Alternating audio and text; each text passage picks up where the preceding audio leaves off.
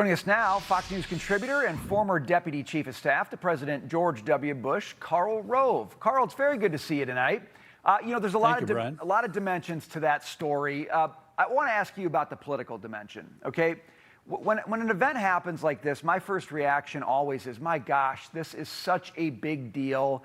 It's such a groundbreaking, well, in this case, assassination attempt. It's got to change everything, right? This has got to change the electorate. This has got to change how voters think about what they're going to do when they go to the polls in November.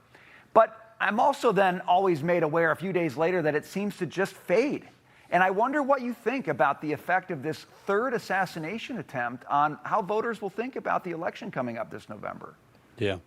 Well, I think it will have a momentary effect, causing people to say, well, why are people trying to kill the president? And these will not only be supporters of President Trump, but there'll be people who may be opposed to him or are undecided about how they're going to be voting this fall. This is, attacking the president is not something that is good politically for any faction, but it does cause people to say what's happening to our country. The election, though, is a long time away, and this is going to fade as an impact. It's going to be, in my opinion, based around the economy, as it often is, and where we are with regard to the war in the Persian Gulf. And those are going to be far more important than Saturday night's attempt on the president's life. Let me talk about one of the races that we'll be looking at this fall. Maine Governor Janet Mills dropping her bid for the U.S. Senate due to her lack of, quote, financial resources, ran out of money, paving the way for Nazi-tattooed, socialist-backed Graham Plattner to likely win the Democratic primary in Maine. And here's a news flash. He's jumping on the tax the rich bandwagon, pushing for a 5% tax on wealth, over $1 billion, raising taxes on capital gains, adding new limits on inherited wealth transfers, taxing large corporations, you name it. That's a familiar litany of tax increases, Karl.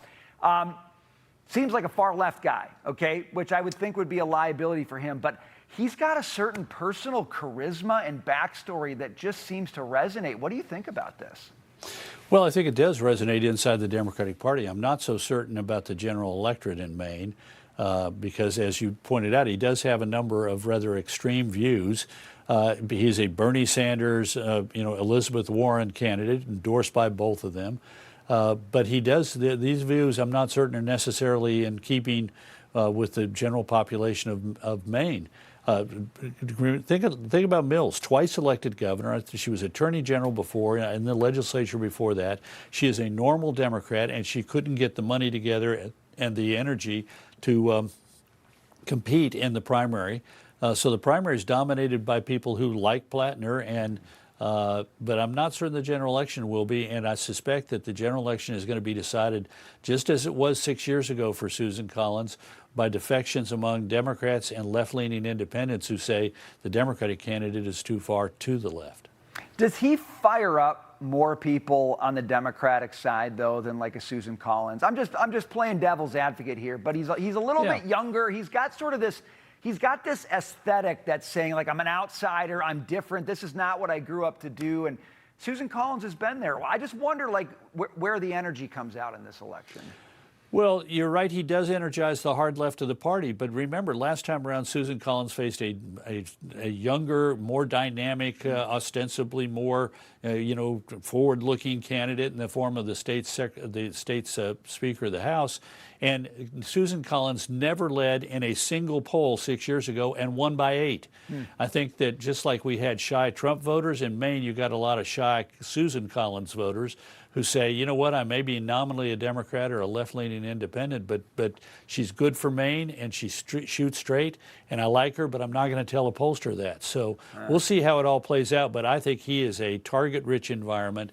He's got a lot of problems in what he has said and what he has done and what he views, and I think Susan is going to be able to position herself as a reasonable, sensible person in the center of American politics, and him as way too far to the left. See, that's why I like to talk to you. You got the data right there. I just have this like vision, and you've got the data there to back up what you're saying. Karl, I want to ask you about this as well. You got the new Wall Street Journal op-ed to save the midterms, go on the offensive. I thought it was interesting. You quoted the art of war. Attack is the secret of defense. And, you know, we kind of complain about attack ads sometimes. Don't go on the attack. Talk about what you've done. You're kind of counseling a little bit of the opposite here. Well, I'm counseling you. They do need to explain what they did, but they've got to go on the attack. They've got to go. The Republicans have got to go out there, for example, on inflation and say, okay, 3% is too high. I think we need to do A, B, and C to get it lower. But my Democrat opponent, was he out there saying anything, or she out there saying anything when inflation hit 8% under Joe Biden? And we've only begun to ratchet it down because a Republican Congress was elected in 2022 that began to say, you know what, we need to stop the policies of the Biden administration that have caused this inflation. Same, for example, on energy. Gas prices are high. Okay, fine. I don't think they're where they ought to be. We ought to lower them. And here's what I believe we ought to do. But where was my Democrat opponent when the Biden administration was doing everything it could to make it more difficult to get oil and gas out of the ground? They wanted less supply, and less supply means higher prices. I'm in favor, the Republican candidate can say, of drill, baby, drill, which means more supply, and with that, lower costs for the consumer.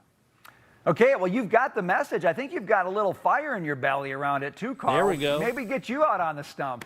Not now, though. No, We're going to send you home for dinner. That's right. I'd lose, too. I would be a terrible candidate. Good advisor, terrible candidate. A fun Thank interview, you, Brian. though. Karl, good to see you. Thank you.